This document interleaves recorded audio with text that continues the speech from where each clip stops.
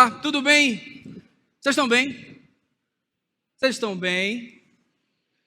Que bom estar aqui com vocês. Certamente alguns de vocês não me conhecem. Eu sou o pastor Kelson, eu faço parte dessa igreja há 32 anos, olha, parece que foi ontem, né? E nós estamos trabalhando ali na Nova Tabernáculo Batista, na Cachoeirinha. Vim correndo de lá para cá, é sempre uma alegria estar aqui com você e ter a oportunidade de conversar um pouco sobre o que Deus tem para essa igreja nessa manhã. E hoje eu queria conversar com você sobre 10 atitudes que agradam a Deus. 10 atitudes que agradam a Deus. Na verdade, são 10 versículos que vem com grandes ensinamentos, com atitudes que realmente vai aproximar você de Deus. Primeiro, a primeira atitude que você deve ter está no livro de 2 Timóteo, capítulo 2, verso 22. 2 Timóteo 2, 22. Fuja dos desejos malignos da juventude e siga a justiça, a fé, o amor, a paz, juntamente com os que de coração puro invocam ao Senhor. Primeira atitude que eu quero falar com você hoje: fuja dos desejos da carne. Na verdade, tem algumas traduções que falam desejo da carne. Fuja do desejo da carne. Na verdade, Paulo estava falando ao seu filho espiritual, Timóteo, aconselhando, dando uma dica: fuja da sua natureza humana, fuja dos desejos da carne. Porque em Mateus 26, 41, fala bem assim: vigiem e orem para que não caiam em tentação. O espírito está pronto, mas a carne é fraca. Gente, a natureza humana é fraca, a nossa natureza ela é fraca. Fuja da sua natureza humana, afaste-se dela, porque ela vai lhe levar para o buraco, ela vai lhe levar para a perdição, ela vai lhe levar para o erro. Fuja da sua natureza humana. O livro de Romanos, capítulo 8, verso 7, diz bem assim: a mentalidade da carne é inimiga de Deus, porque não se submete à lei de Deus, e nem pode fazê-lo. Tudo aquilo que não está sujeito à lei de Deus, que não se submete a Deus, é frágil. E a nossa natureza humana, ela é frágil, porque ela não quer se submeter a Deus. Por isso, essa dica que Paulo dá para mim e para você: fuja da sua natureza humana. O livro de Tiago, capítulo 1, verso 14 e 15, Tiago fala bem assim: cada um, porém, é tentado pela sua própria cobiça, sendo por esta atraído e seduzido. Então, a cobiça, tendo concebido, dá luz ao pecado. E o pecado, após ser consumado, gera morte. Gente, isso não é uma brincadeira. Não dê trela para a sua natureza humana. É um processo paulatino, é um processo, você cede para a sua natureza humana. Você é atraído pelo pecado. E depois que você é atraído pelo pecado, é concebido aquela ideia, e isso vai gerar morte.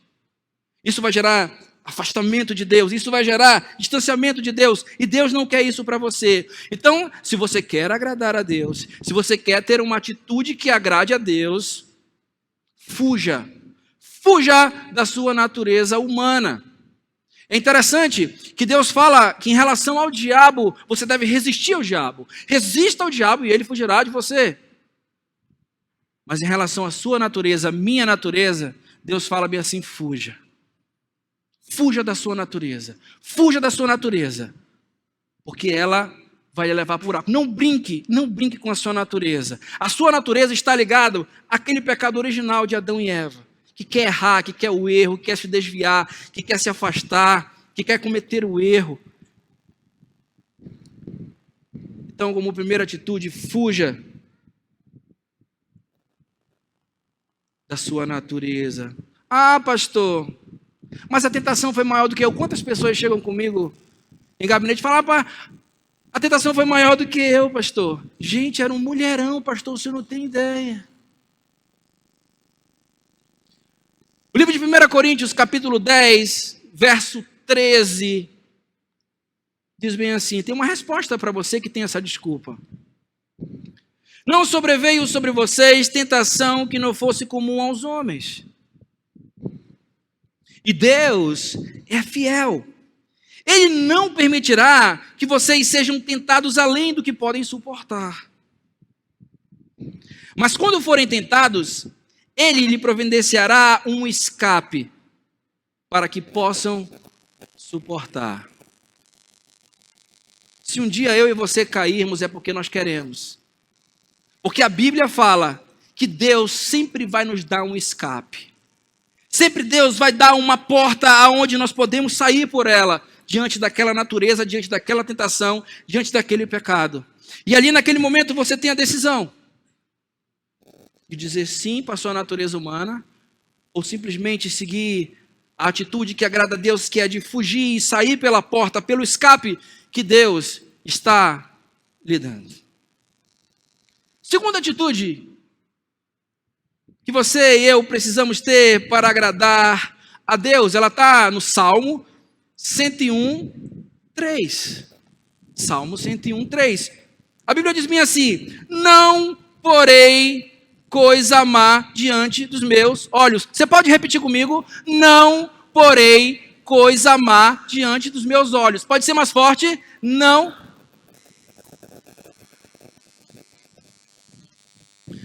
Você sabia que o que está mais próximo do processo mental é a visão? Entre o que você vê e o que chega no seu cérebro, é em fração de segundos. É uma velocidade terrível entre o que você vê e o que gruda no seu cérebro. Leva mais ou menos 1/10 de segundo uma informação que você vê para chegar no seu cérebro. E a dica que Deus está dando, tome muito cuidado com o que você está procurando ver. Pesquisas feitas dizem que hoje existem pessoas que passam de 8 a 16 horas na frente de uma TV, na frente do celular e na frente do computador.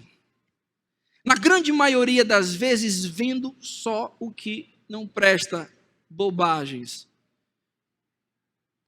E Deus nos adverte, não coloque nenhuma coisa má diante dos seus olhos, que isso vai trazer corrupção para você.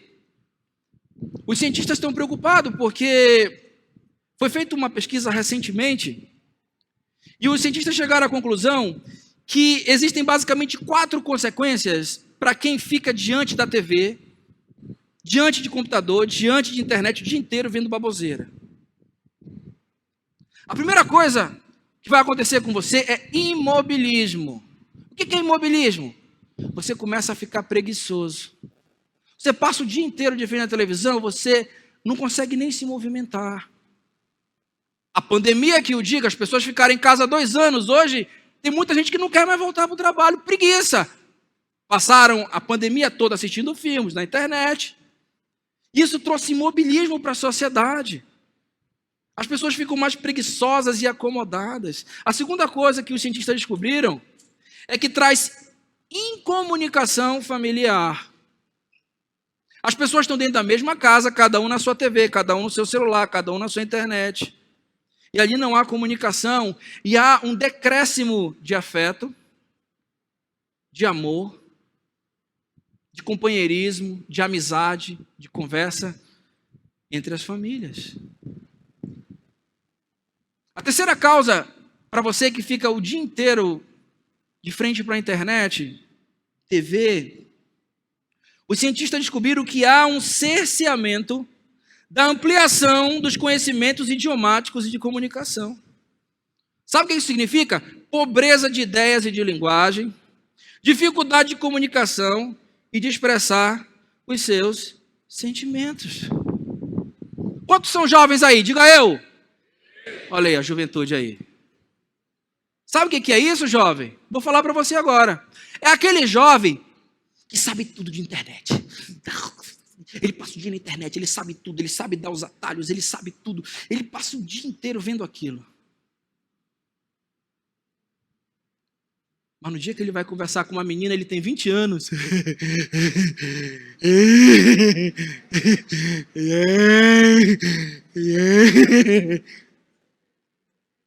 Há um cerceamento da parte de comunicação dele.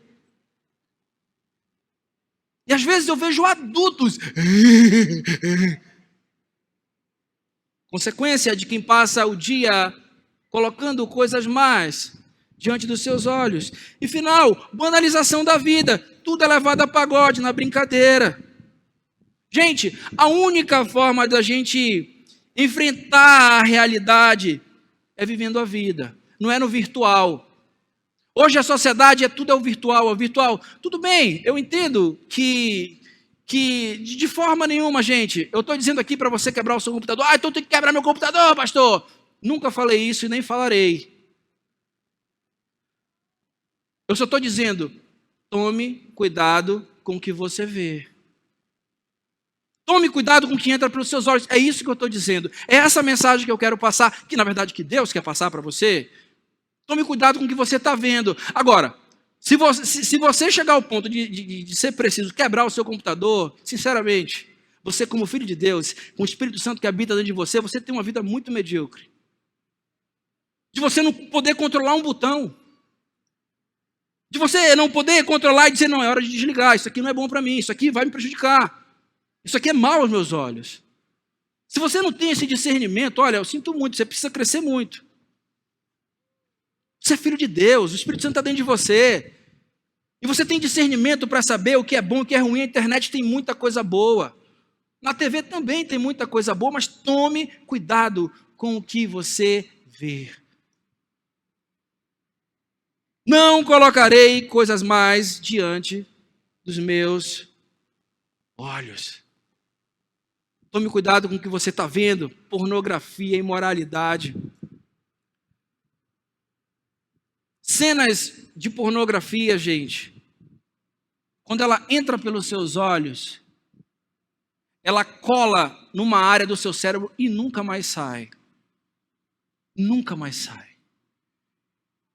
E Deus quer poupar você desse problema. É incrível. Se você pegar uma cena que você viu, uma cena imoral, uma cena pornográfica, nesse exato momento você consegue lembrar dela. Por favor, não lembre. Ela colou na sua mente. E não sai mais. E Deus quer poupar você desse mal. E quantos homens e mulheres, e jovens, e teens, e crianças têm se envolvido em pornografia porque não cuidaram de evitar olhar o mal. É aquele WhatsApp que chega para você, papai, lá do seu grupo do futebol, que é só imoralidade. Cara, sai desse WhatsApp. Não deixe seus olhos ver essas coisas.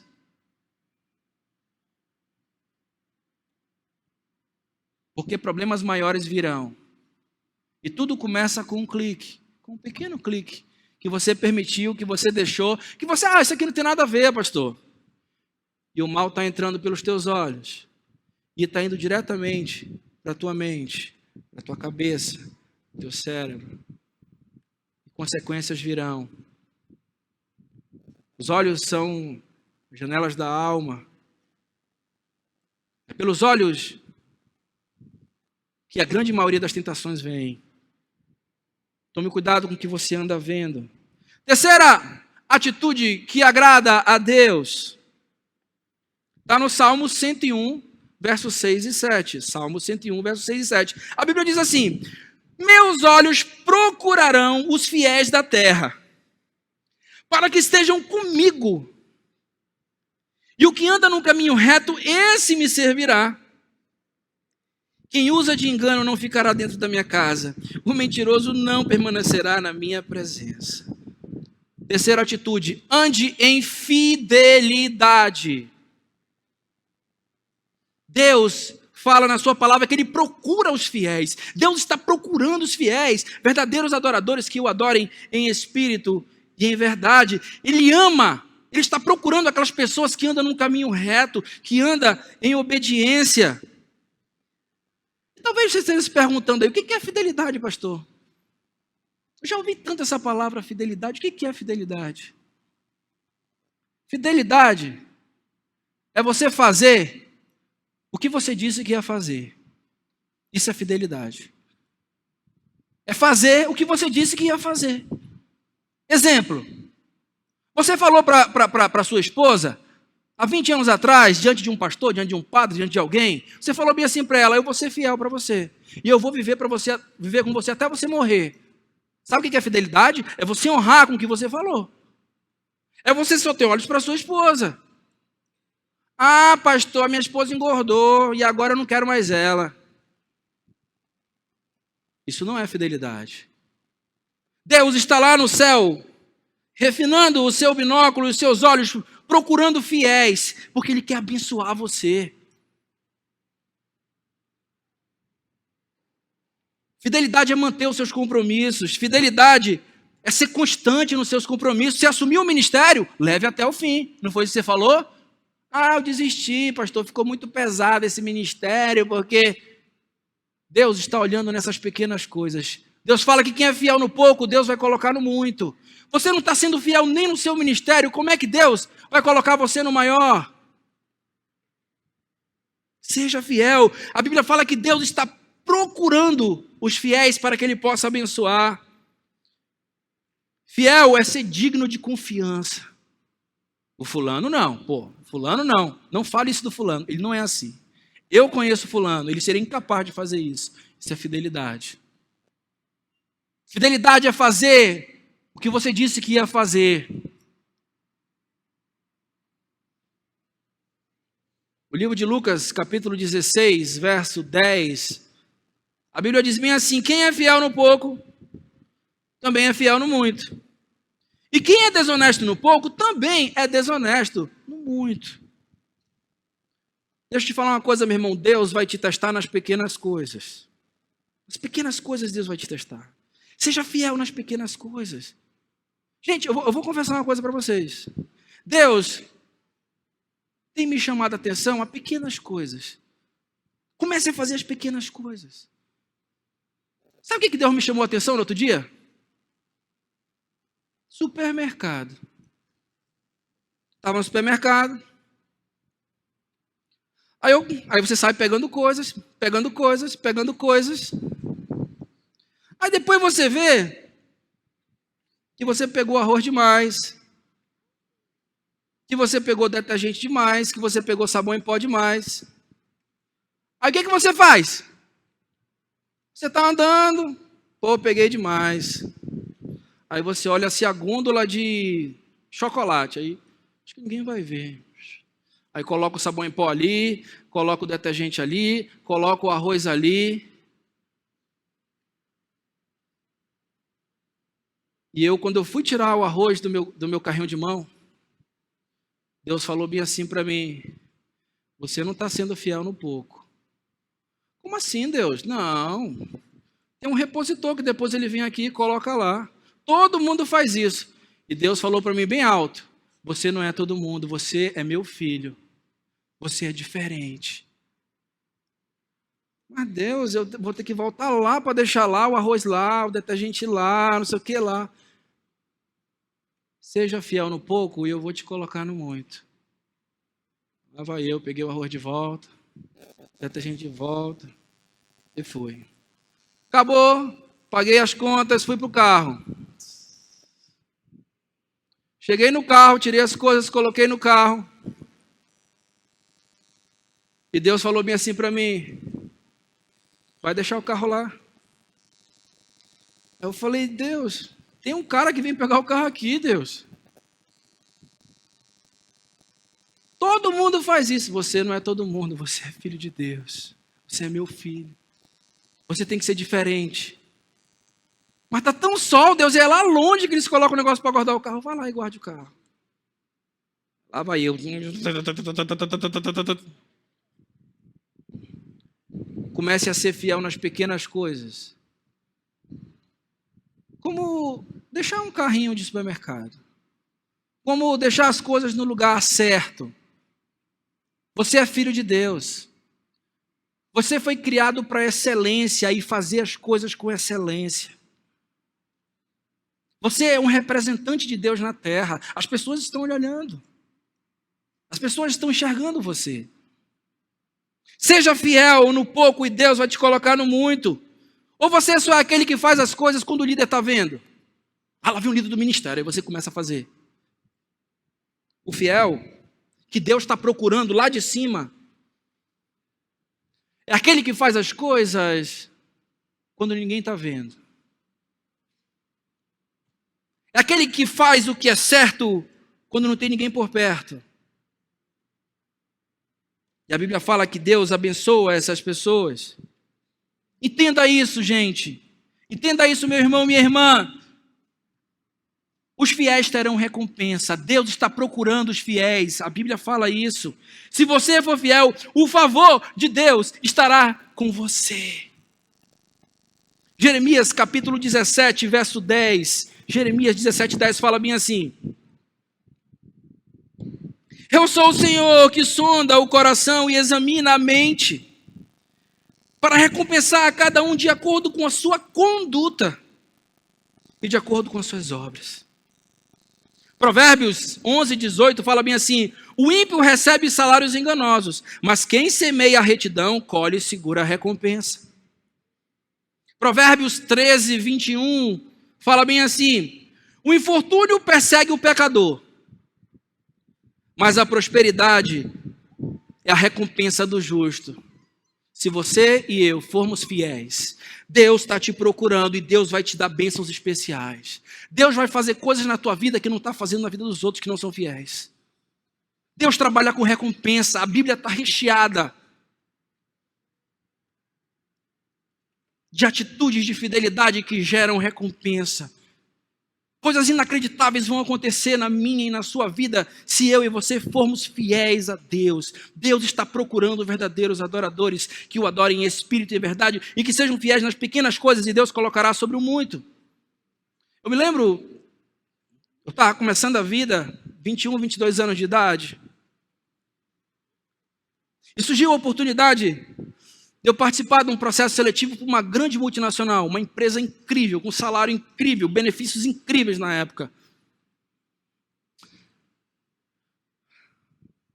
Fui para a seleção, o primeiro dia era uma prova. Primeira parte era uma prova de lógica e cálculo profunda. Não é minha especialidade isso. Eu olhei para aquela prova e falei: Deus, seja feita a tua vontade, vou fazer o que eu sei. Peguei a prova, acabou, entreguei. E a pessoa falou: olha, quando todo mundo acabou a prova, a nota de corte para a próxima etapa é 10, tá bom? Você só vai para a próxima etapa se você tirar 10. Quem tirar menos de 10 não vai para a próxima etapa. Aí eu fui para casa: Senhor, na tua mão. Depois de 2 dias eu recebo uma ligação: por favor, você pode comparecer para a segunda etapa da seleção? Eu fiquei: meu Deus, eu tirei 10, eu não acredito. E eu comecei a ver, cara, Deus me ajudou. Fui para a segunda etapa, eram 5 fases. Quando chegou na última fase, ficou eu e um outro rapaz, mais velho que eu, mais experiente que eu. Quando eu cheguei lá no novo hotel, que era onde ia ter a última entrevista, veio o diretor regional de São Paulo, uma psicóloga com ele. E eu estava ali, marcaram 14h30, uma entrevista comigo. Quando eu cheguei, 14h30, vou chegar às 14. Cheguei às 14 horas lá. Quando eu cheguei às 14 horas lá, estava lá o meu concorrente na minha frente. Quando eu olhei para ele, eu conhecia ele. Um cara brilhante. Estudou nas melhores escolas, estudou fora do Brasil, falava 3 idiomas. O cara tinha uma experiência incrível. Currículo estratosférico. Aí eu olhei para ele, falei: vou fazer minha parte. Ele foi primeiro, fez a entrevista dele, durou 1h30 de conversa lá. E eu já lá esperando. Chegou a minha vez, fui lá, fiz a minha parte. Acabou a minha entrevista e o diretor Figueiredo falou bem assim para mim: Kelson, nós vamos entrar em contato com você, tá bom? Ou positivo ou negativo, nós vamos informar se você ficou ou não. Tá bom, foi bom aí e tal, aquela coisa, né, de entrevista. Eu peguei meu carrinho, saí do novo hotel, ali no distrito. E antes de chegar ali na bola do coroado, meu telefone toca. Alô, Kelson? Eu falei: opa, aqui é o Figueiredo. Eu falei: tudo bem? Você pode voltar aqui no hotel? Eu falei: posso. Peguei, dei a volta, voltei. Cheguei lá no hotel sem entender nada. Tava ele, a psicóloga, uma loura assim, toda... Nada contra as psicólogas, mas essa era assim, ela é meu...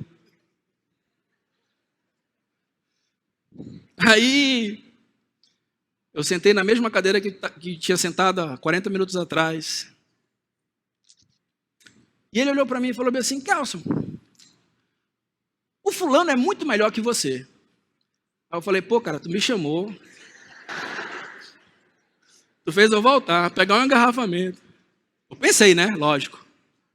Para dizer que o cara é melhor do que você, eu já sabia. Eu já sabia.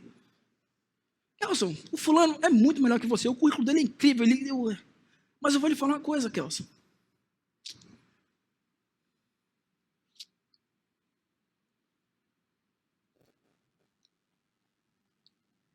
Tem alguma coisa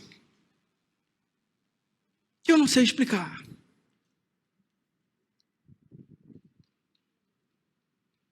Mas me diz que eu tenho que escolher você. E a psicóloga: eu também. Sabe o que é isso, meu irmão? O que é? O que é isso? O que é isso? Se você for fiel, Deus vai fazer coisas incríveis, coisas impossíveis, coisas que fogem à regra, coisas que é fora do normal. É uma pessoa muito melhor do que você e o cara vai te escolher.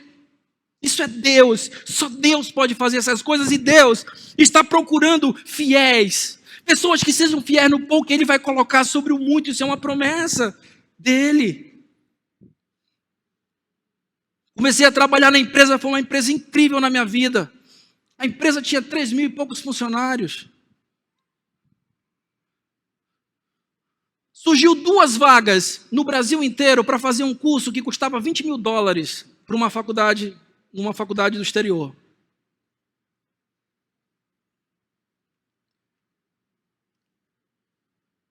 Eu recebi um e-mail do presidente da empresa, dizendo bem assim: pensamos em você. Cara, a empresa tinha 3.000 e poucos funcionários, pensou num cara do norte.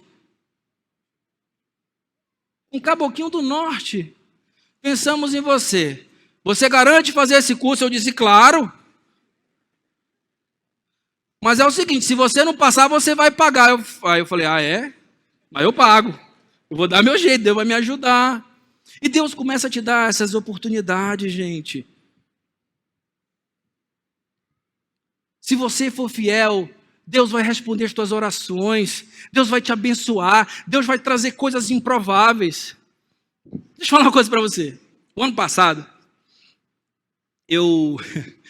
lá na Tabernáculo, a gente está trabalhando muito, graças a Deus. A igreja está crescendo. Na Páscoa agora nós tivemos 2.600 e poucas pessoas, 119 conversões. A igreja estava lotada, estava com essa quantidade de gente aqui lá. Talvez mais um pouco. Estava lotada. E no final do ano passado, a gente estava preparando a igreja para o sonho de Natal, ali meados de outubro. E, gente, preparar a igreja para o sonho de Natal não é fácil.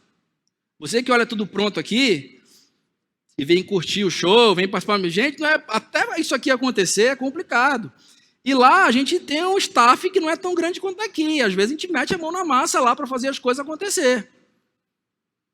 E nós vínhamos de 3 semanas batalhando, reformando coisas, e fazendo, adaptando, e fazendo, e trocando, e ajustando. Gente, eu estava cansado. E aí domingo, teve um domingo que eu preguei, eu dei aula de manhã, preguei, o pastor Davi viajou, vim pregar aqui, 3 horários. Quando foi domingo à noite, eu cheguei em casa, comi alguma coisa, já umas 11 horas da noite. Falei, ai Senhor, cara, eu queria viajar. Queria dar uma viajada assim nos 3 dias, 4 dias, só para dar uma... Foi punk essas 3 semanas, Deus, olha... Mas para viajar não vai dar. Eu fui olhar umas passagens, as passagens tudo caríssima para comprar em cima da hora. Também não teria o tempo, tinha umas coisas para fazer na igreja. Aí eu falei, Deus, está na tua mão. Aí peguei, passou segunda-feira, terça-feira, reunião dos pastores, aqui na igreja. Aí reunião normal, lá pelas 4 da tarde, mais ou menos, 3h30, a reunião termina. Já no final da reunião, o pastor JJ, o Júnior,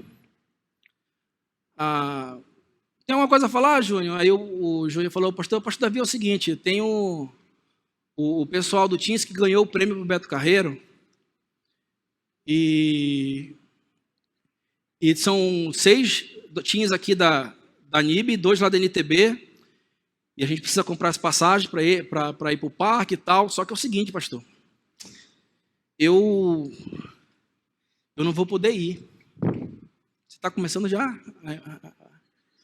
a entender? Eu não vou poder ir, porque a Gabi, as férias dela não bateu e ficou meio complicado. Aí estava o pastor Davi aqui, na mesa, o JJ. Alguém pode ir? Aí o pastor Davi, Wagner, tu pode ir, Wagner? O Wagner, pô, rapaz, eu não vou poder ir, porque não estou com os compromissos e tal, não sei o quê. Davi Monteiro, tu pode ir, Davi Monteiro? Não, pastor, porque a Noêmia, não sei o quê e tal. Rosinaldo, não. Aí eu era o último, assim, do outro lado. Aí eu só fiquei olhando, eu fiquei assim, não vai pular tudo isso. Em alguém vai parar. Tem muita gente na minha frente. Em alguém essa roleta vai parar.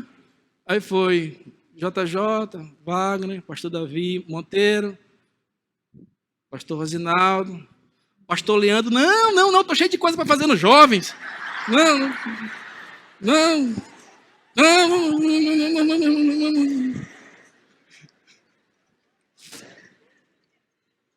Pastor Eckner, não vai dar porque não sei o quê. Eu falei, gente, vai chegar em mim, eu não acredito.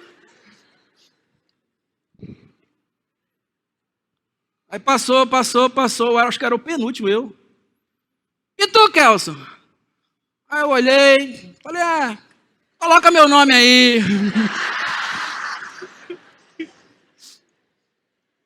Vou fazer esse esforço, vou te ajudar, Júlio, tá? Vou levar esses meninos, vou passar 2 dias no parque de diversão, andando de montanha-russa, vendo show bacana, indo pra praia. Eu vou te ajudar, Júnior. Aí o pastor Davi falou, aí, então Kelson vai. Eu falei, Deus, tu és incrível. Tu és tremendo. Tu faz coisas incríveis. Quando você está em fidelidade, gente, coisas incríveis acontecem, muitas histórias vão acontecer. Se a sua vida está sem histórias com Deus, é porque a sua fidelidade está muito medíocre. Se a sua vida está muito monótona, é porque você não está em fidelidade suficiente para Deus procurar você e buscar as bênçãos e te ajudar. A Bíblia fala sobre isso. Deus está procurando os fiéis.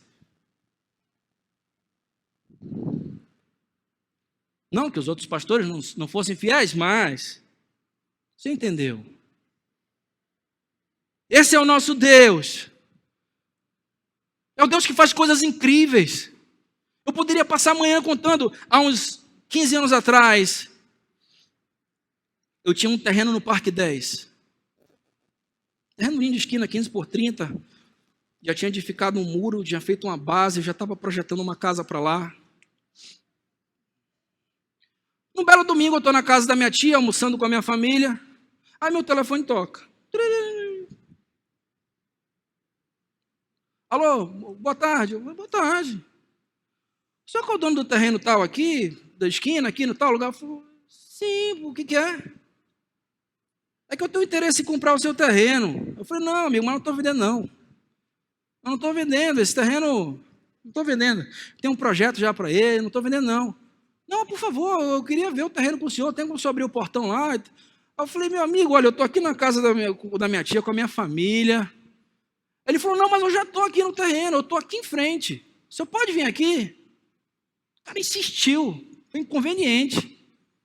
Aí eu fiquei ao mesmo tempo pensando que podia ser perigoso. Como eu estava perto, estava no Parque das Palmeiras, eu falei, cara, eu vou lá. Fui lá no sol quente, domingo à tarde. Chega lá, estava um cara numa picape. Ô, boa tarde, meu nome é fulano. O terreno é seu? Eu falei, é. Só tem um documento de terreno? Eu falei, tenho. Você pode abrir o terreno para eu ver? Eu falei, cara, eu não estou vendendo esse terreno. Eu não estou vendendo esse terreno. Eu não tenho interesse nem em vender. Por favor, abrir para mim e tal. Foi, o cara tinha um bom papo, eu peguei, abri o terreno, ele olhou. Um sol quente, eu estava a fim de voltar já para comer na casa da minha tia. Um sol quente, me lembro como se fosse hoje. Aí ele falou, venda esse terreno para mim. Eu falei, cara, eu vou dispensar esse camarada. Eu vou colocar um preço que ele já vai espinar, entendeu? E ele vai embora, eu vou embora e tudo se resolve. Digamos que hoje esse terreno valesse 150 mil, digamos. Que fosse 150 mil. Eu falei, cara, hoje, para mim achar alguém que pagasse 150 mil nesse terreno ia ser ótimo. Ia ser fantástico. Então, vou fazer um cálculo aqui. Eu vou colocar 240. Colocar 90 mil reais a mais, aí ele já vai. Não, tá louco, rapaz, não quero não, tchau. Vende esse terreno para mim. Aí eu falei, cara, eu só vendo se for por 240. Aí ele falou, eu compro. Aí eu na minha mente, cara, eu não queria que tu respondesse isso. Eu não queria, eu pensei dentro de mim, eu não queria que tu respondesse isso, eu não estou preparado para essa resposta. Eu ainda tenho que conversar com a minha mulher ainda, eu nem conversei com ela. Ele falou, eu compro. Aí eu falei, mas como assim não? Eu vou te pagar à vista. Qual é o cartório que está registrado lá no Henrique, lá no centro, no Pinheiro, lá no centro. Amanhã às 14 horas você pode estar lá. Eu falei, posso. Aí fui para casa todo desconfiado. Aí minha mulher, amor, e aí? Eu falei, amor, tu nem sabe. Ela, o que foi que aconteceu, menino? Rapaz, eu vendi o terreno. Mas como tu vendeu? Eu tinha projetos para lá, tu é maluco? Não, mas o cara não vai comprar não, ele vai desistir, porque ele vai ver que o preço está muito acima, e daqui para amanhã ele desiste. Mas por quanto que ele quer comprar? Eu falei, por 240. Ela, ai, amor, então bora vender.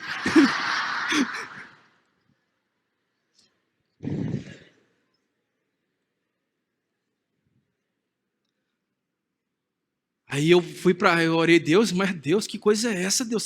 O cara vai perceber que está muito acima do valor, ele vai desistir. E eu não tinha um telefone dele, eu não peguei, acabou que tinha um...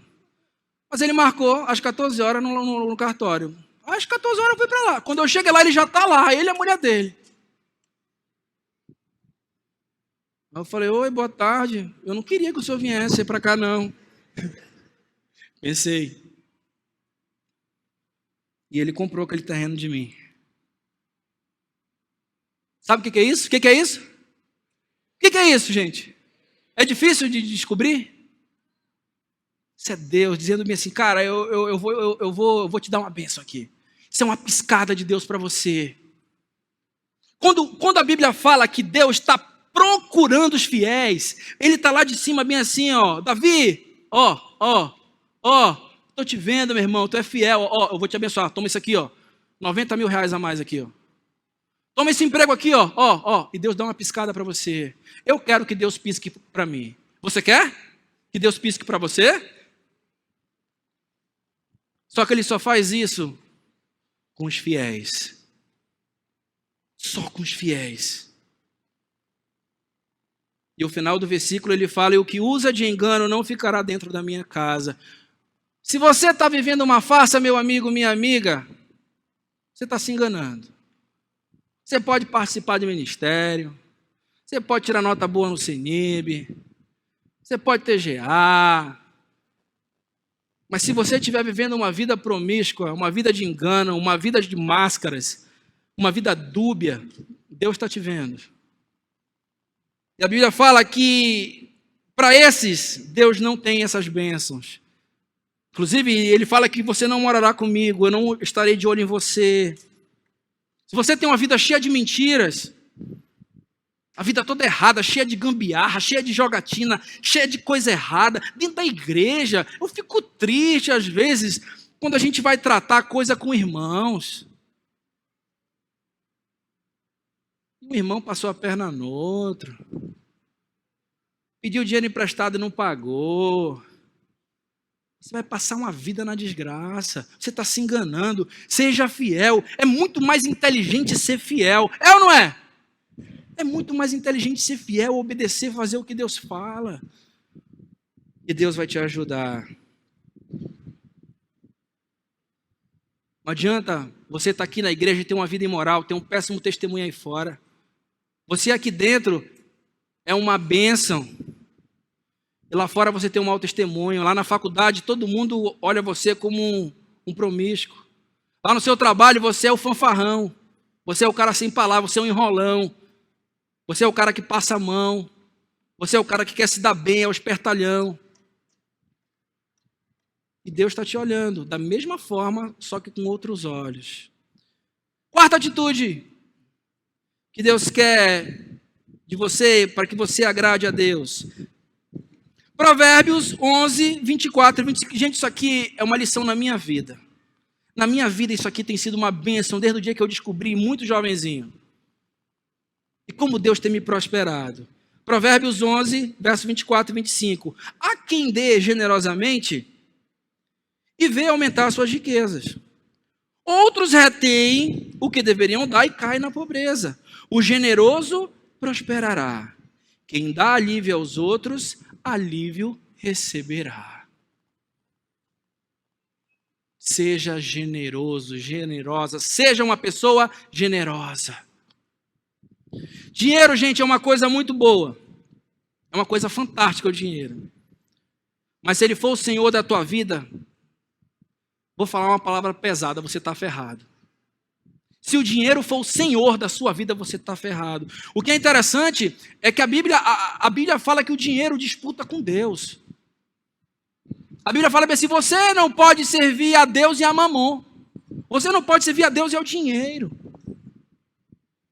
E quanto mais cedo você aprender, jovenzinho, você criança, você teens, você jovem, a ser generoso, a dar, a repartir, a compartilhar, a dar do que você tem, Deus vai te abençoar. Sabe qual é uma marca de uma pessoa generosa? Sabe qual é uma marca de uma pessoa generosa? A marca de uma pessoa generosa é que ela nunca se vê sozinha num projeto. Deu para entender? Uma pessoa generosa, ela nunca se vê sozinha dentro de um projeto. Sempre ela inclui outras pessoas. Você pode ser um milionário. Você pode ser um cara podre de rico. Mas se você só pensa em você, você vai ser um frustrado.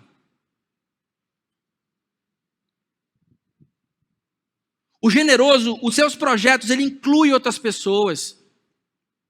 Uma das coisas que modula a felicidade do ser humano é quando ele é generoso com os outros. É quando ele compartilha, quando ele faz outras pessoas felizes também. Deus fala sobre isso. Por isso foi o mandamento que ele deixou. Ame-se uns aos outros, serão conhecidos como meus discípulos. Se amarem uns aos outros, se derem a vida uns pelos outros. Seja generoso. Inclua as pessoas no seu projeto. A minha mulher de vez em quando tem umas surpresas, né? Eu estou lá em casa, aí às vezes está com uma folguinha. Aí eu penso assim, pô, estou a fim de comer um churrasco.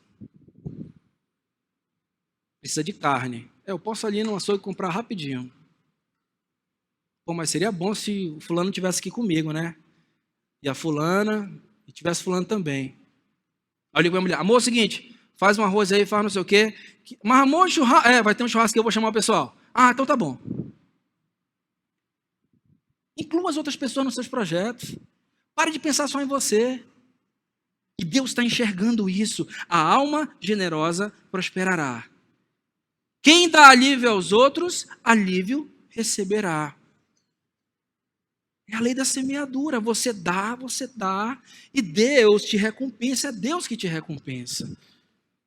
Isso é uma marca da generosidade. Número 5.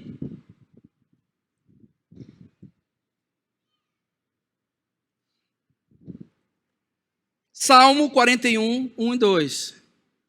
Como é feliz aquele que se compadece do pobre. O Senhor livrará do dia mau.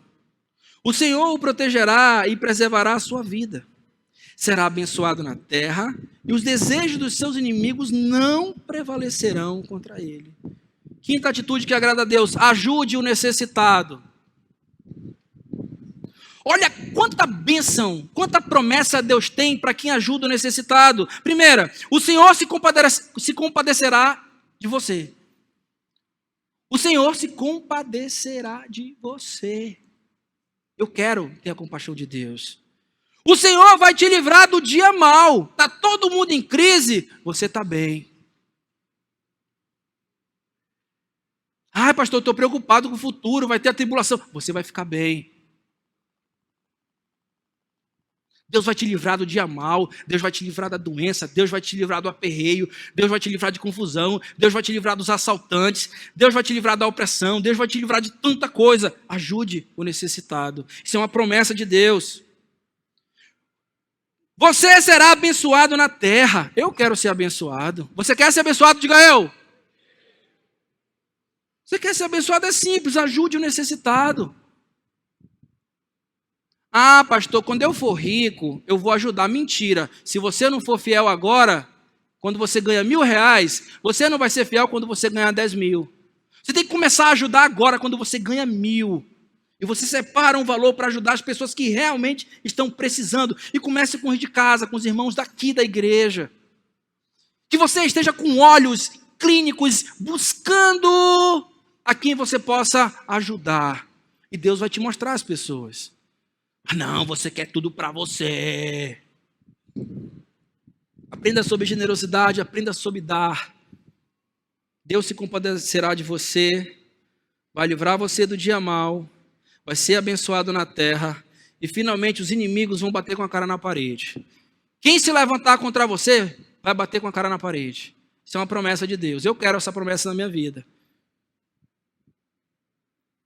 Provérbio 19, 17 diz bem assim: quem dá aos pobres, empresta ao Senhor, e Ele o recompensará. Provérbios 21, 13 diz-me assim: quem fecha os ouvidos ao clamor dos pobres, também clamará e não terá resposta.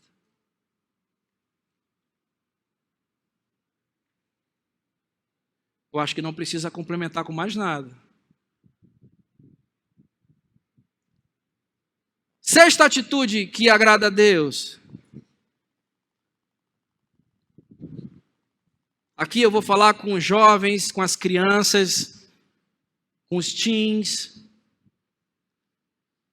com você que ainda está ali debaixo da autoridade dos seus pais, e com os mais velhos, de uma outra forma. Efésios, capítulo 6, verso de 1 a 3. Filhos, obedeçam aos seus pais no Senhor, pois isso é justo. Honra teu pai e tua mãe, porque este é o primeiro mandamento com promessa, para que tudo te corra bem e tenha vidas longas sobre a terra, para que te corra bem. Filhos, obedeçam aos vossos pais. Você quer ter uma vida boa? Obedeça a seu pai, obedeça a sua mãe. Não porque o seu pai é bacana, mas obedeça porque ele é o seu pai. Ah, mas tu não conhece meu pai, pastor, meu pai.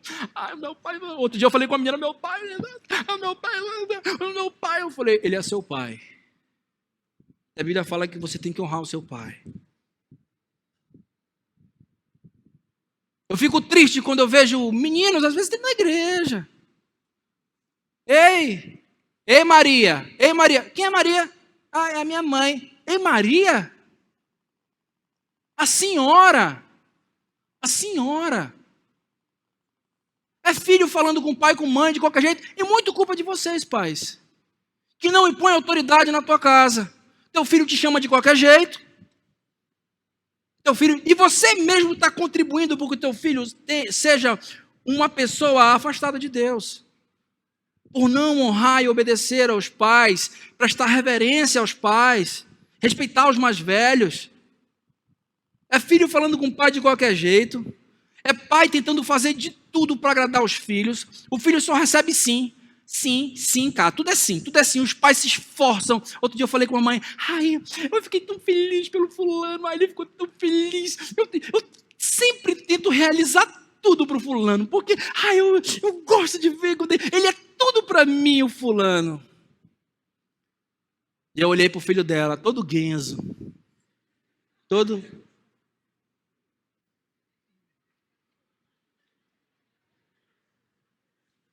Hein?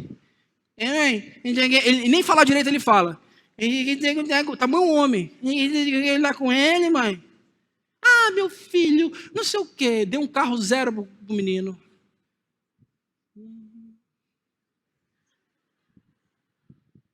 Sabe qual é o problema, mamãe? Você diz sim pro teu filho, mas quando ele chegar no mundo, ele vai receber um não. Porque o mundo vai resistir. A vida é assim. E no dia que esse menino recebe um não, ah, mamãe, disseram que eu não posso. Eu quero me matar.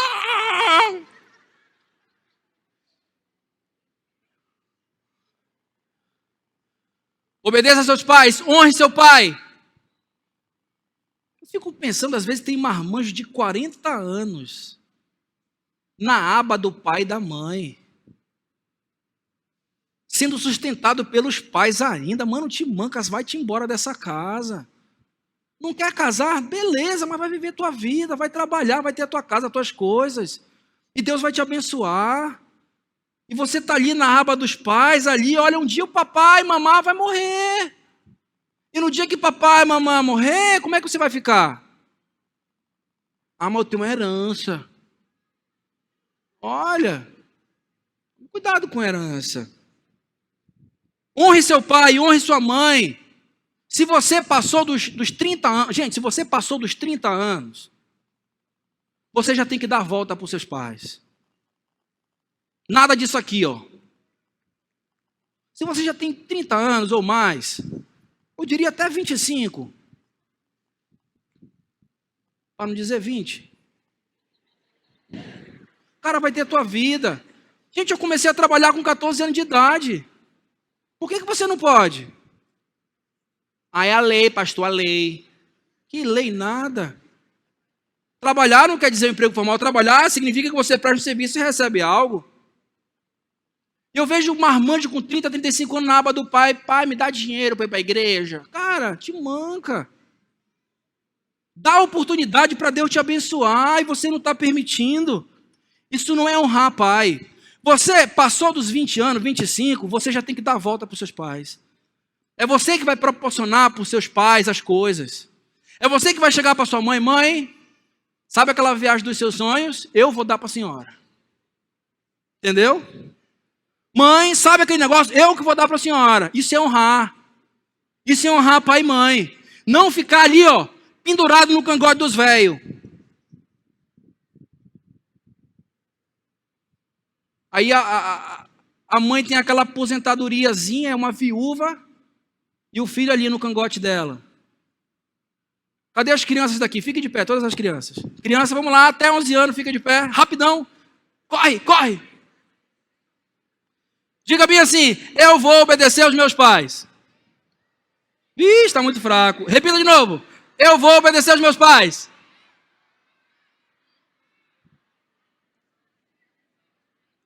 Eu vou honrar os meus pais. Ok, pode sentar. E você, que já tem a sua família, que já é casado, que já tem filhos, agora você deve a honra a seus pais. A honra. Para que te vá bem e tenhas vida longa. Honre seus pais. Abençoe seus pais.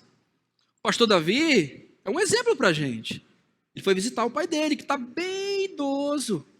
A cada 1 mês, 2 meses, ele vai lá e visita o pai dele, abraça o pai dele, beija o pai dele, conversa com o pai dele. Isso é honra. Não tem preço isso, e Deus vai te abençoar. Vamos obedecer aos nossos pais e nossas mães? Vamos honrar os nossos pais e mães? E você se manque, se tu está na aba do teu pai e da tua mãe, sai fora, vai viver a tua vida e Deus vai te abençoar. Para de ficar sugando os veinhos.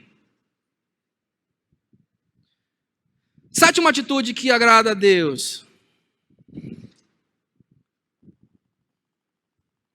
Tem umas passagens mais lindas que eu já vi na Bíblia. O livro de Daniel, capítulo 1, verso 8.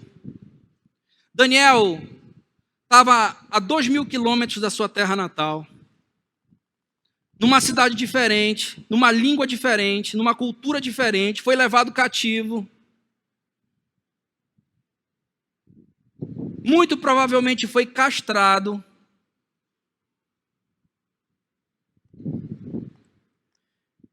Daniel 8 fala bem assim: Daniel, contudo, decidiu não se contaminar com a comida e o vinho do rei.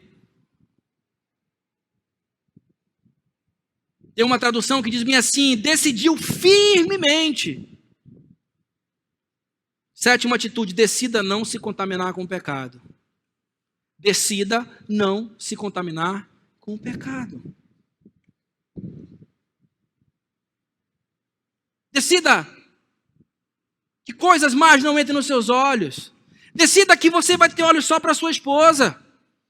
E que você, mulher, só vai ter olhos para o seu marido. Ah, mas o fulano é tão rico, o fulano é lindo.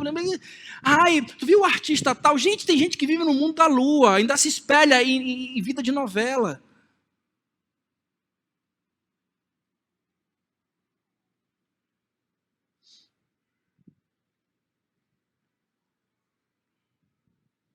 Decida não se contaminar com o pecado.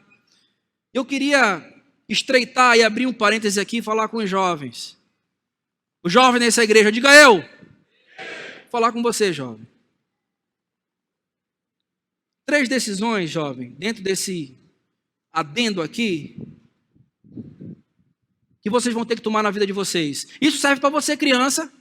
Isso serve para você, jovem, você teen, serve para você, criança. Você com 6, 7 anos de idade, você já tem consciência e já deve saber o que quer.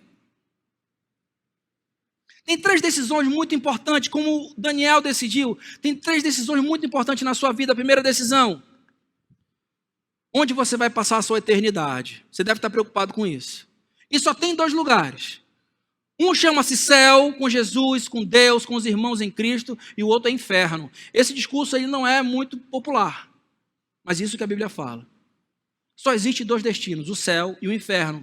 Na sua eternidade, ou você vai passar no céu ou no inferno. É isso que a Bíblia fala. Segunda decisão que você precisa decidir, jovem, decidir criança aí na sua idade. Com quem você vai se casar? Os que já casaram, já era. Você já casou, já passou. Com quem você vai se casar? Outro dia eu fui conversar com um casal que estava pretendendo casar. Aí eu cheguei, e aí, por que vocês querem se casar? Aí o rapaz falou, não, ela é legalzinha. Eu falei, o quê? Ela é o quê? Ela é legalzinha. Legalzinha. Você já parou para pensar com quem você vai construir a sua história? Você tem que escolher a dedo, gente. É a pessoa que vai estar do seu lado nas horas difíceis, nas horas fáceis, nas horas de fartura, nas horas de escassez. É essa pessoa que você está escolhendo. E você vai escolher uma legalzinha? Cara.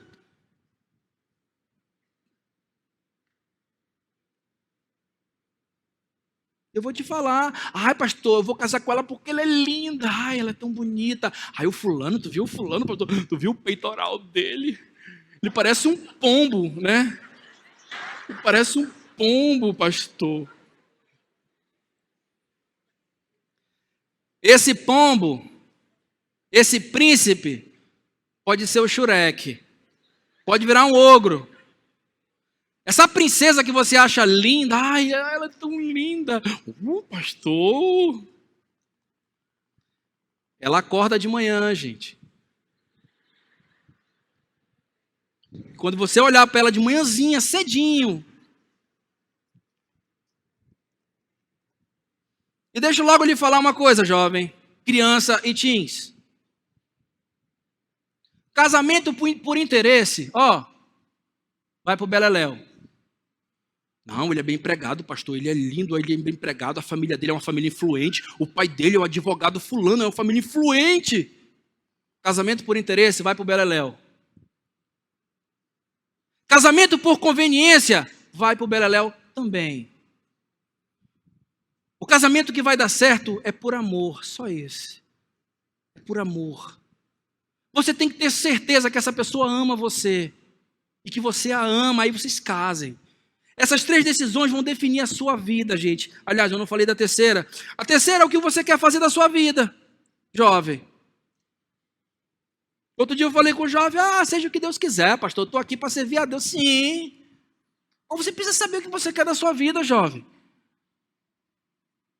Direcione a sua vida e Deus vai lhe abençoando. Saiba o que você quer da sua vida.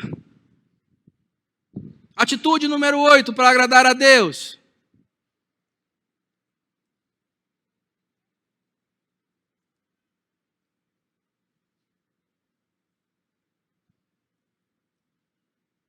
Antes de falar da atitude número 8, deixa eu dar mais uma dica para você, jovem. Jovem, entenda que eu amo você, eu gosto de jovem, eu gosto de criança. E muita coisa que aconteceu na minha vida hoje foi quando eu decidi, quando eu era criança, quando eu era adolescentezinho, quando eu era jovem. Aprenda uma coisa.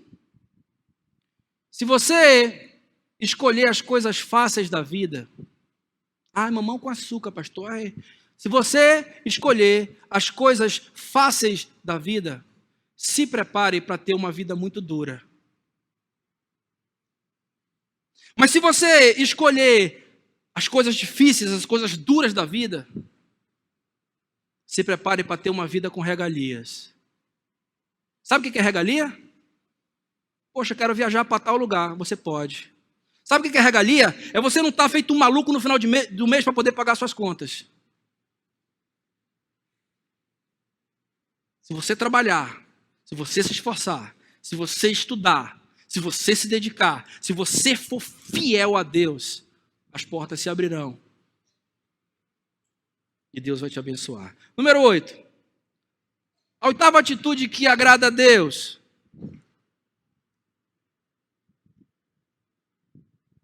Provérbios 4:23.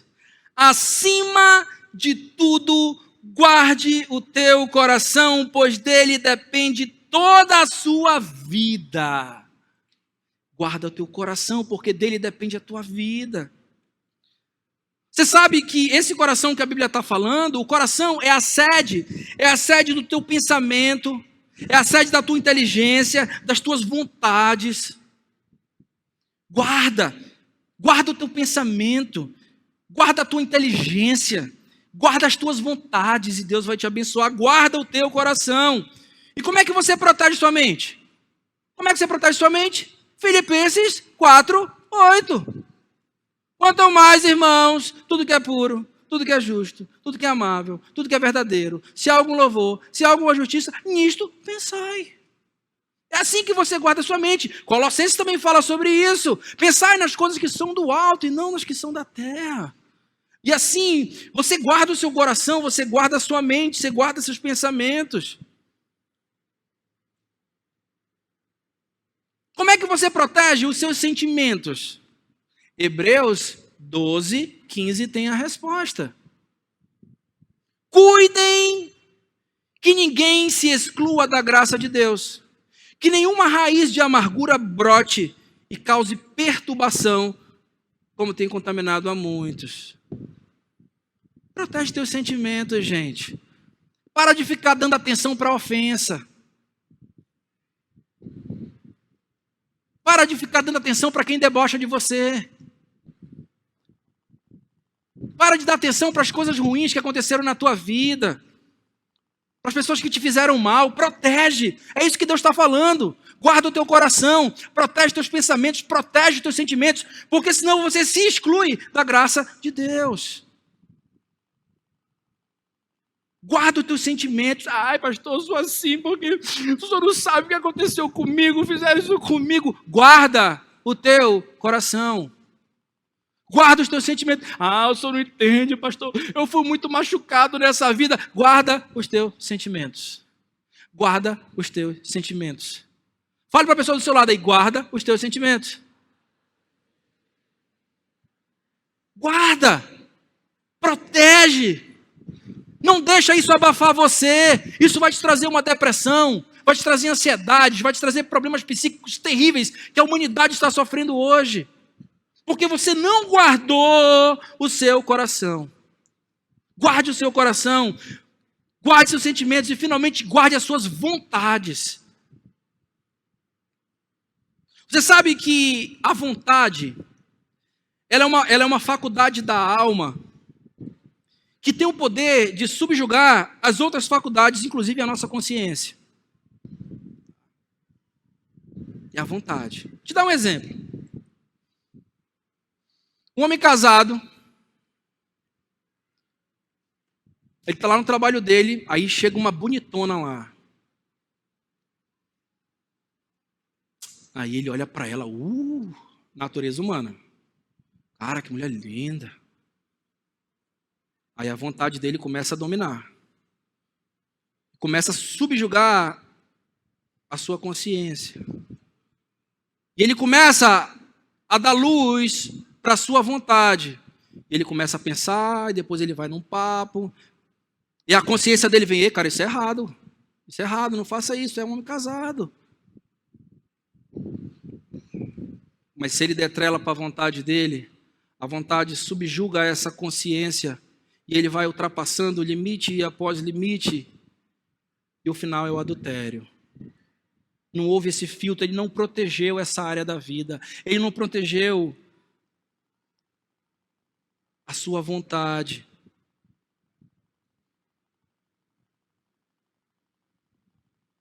Tem algo que está ligado à vontade chamado impulso. Você sabe que o ser humano, isso aí estudos têm isso, tá? O ser humano, ele leva mais ou menos 21 anos, 21 a 25 anos para atingir uma certa maturidade. E a última coisa que amadurece no ser humano chama-se impulso. É a última coisa que amadurece em qualquer ser humano, é impulso.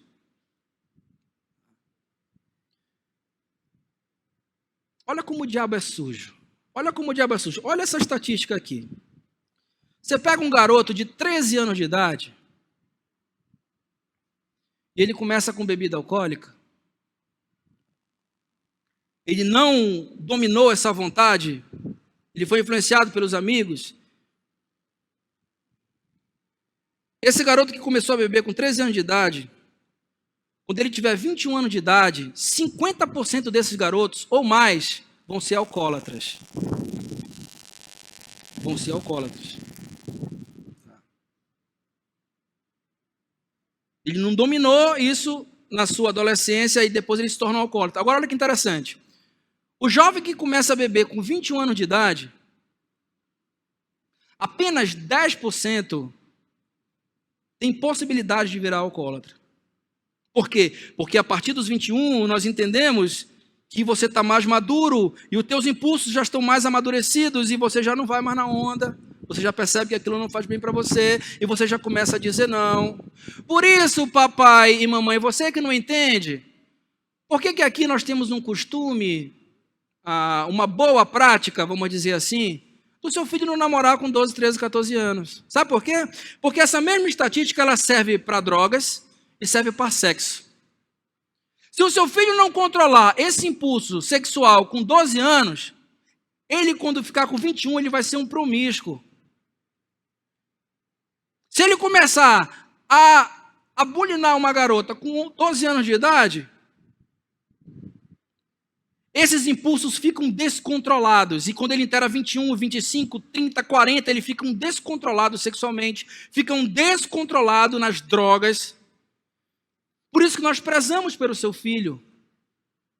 Por isso que nós queremos saber onde seu filho anda, quais são as companhias que ele tem, o que ele está vendo na internet.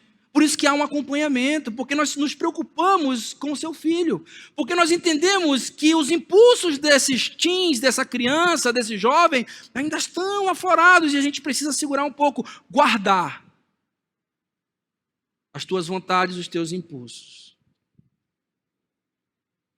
E sabe o que vai blindar eu e você contra isso? É a atitude número 9.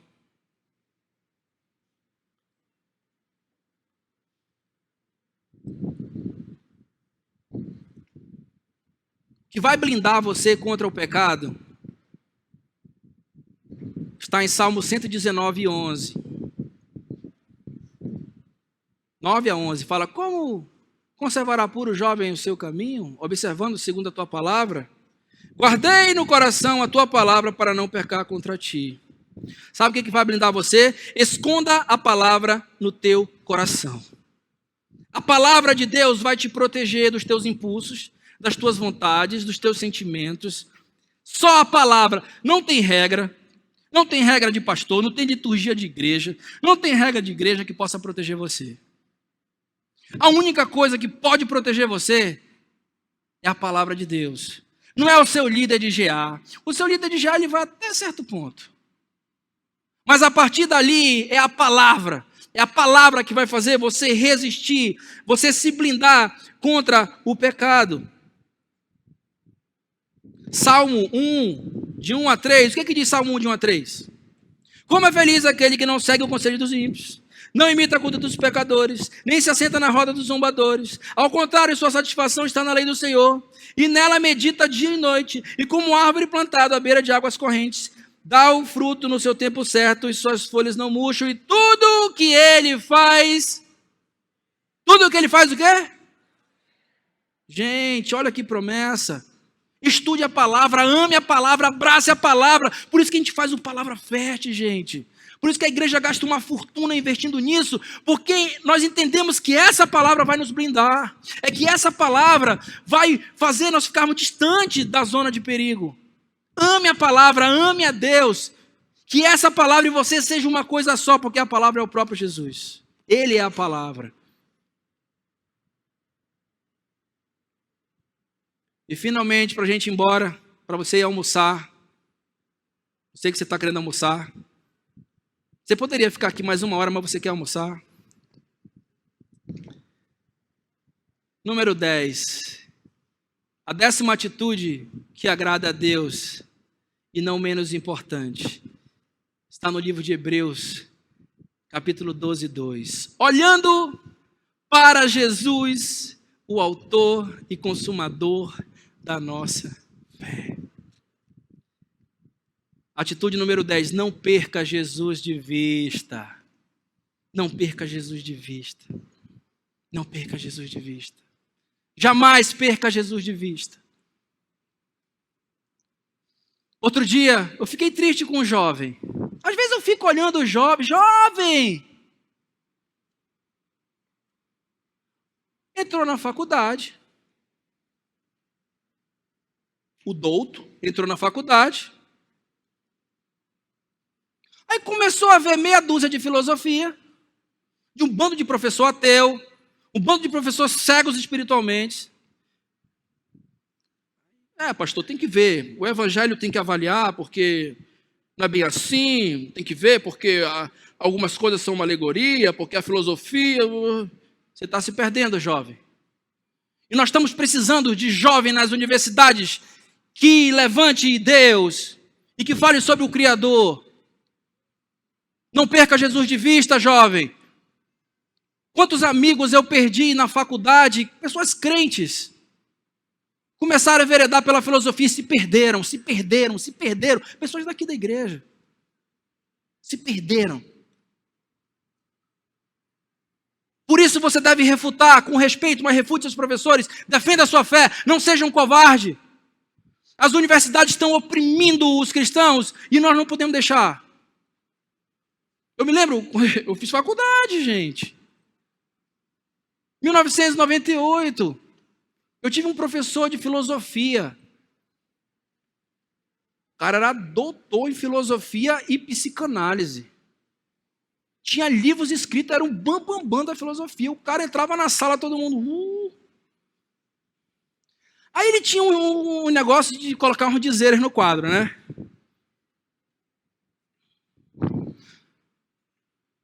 Uma vez ele chegou na sala, colocou um dizer bem assim, que era: o futuro está no passado. O futuro está no passado. Eu olhei para aquele negócio, ele já tinha colocado vários antes, sabe? Várias baboseiras. Aí ele foi dar uma aula de psicanálise. Nada contra a psicanálise, por favor. Aí eu falei: olha, professor, eu discordo desse negócio aí. Explique. Explique. O futuro está no passado? Professor, o futuro está no futuro. Aí ele: explique. Explique. Aí os alunos querem ver a confusão, né? Teus colegas vêm te ajudar. Tem cara cristão ali, eles ficam só bem assim, ó. Mano, o que vai dar esse negócio aí? Aí eu falei: professor, por favor, me permita. Deixa eu falar uma coisa para o senhor. A psicanálise, ela fica remoendo o passado. E a Bíblia está muito à frente da psicanálise e da filosofia, professor. Mano, tu falar isso para um filósofo, os demônios entram nele nessa mesma hora. Ele ficou doido, bicho. Ele ficou assim. Quando eu falei que a Bíblia era maior do que a filosofia e a psicanálise, ele ficou: explique, explique. Aí eu falei: professor, em curto modo, eu tinha acabado de assistir uma aula do professor Alcimar lá na igreja. Mestre Alcimar. Sobre defesa da fé. E eu falei bem assim: professor, a psicanálise fica remoendo o passado. O evangelho de Cristo apaga o passado. Trabalha o teu presente e te dá um futuro. Gente, os alunos... E ele ficou lá. Tome cuidado com as filosofias. Tem pastor aí, pastorzão aí, considerado no Brasil, começou a enveredar por essa área, começou a falar um monte de bobagem. Nunca perca Jesus de vista. Porque só assim nós chegaremos até o final, fiéis e agradando aquele que está lá de cima, procurando os fiéis para abençoar. Deus te abençoe. Bom almoço.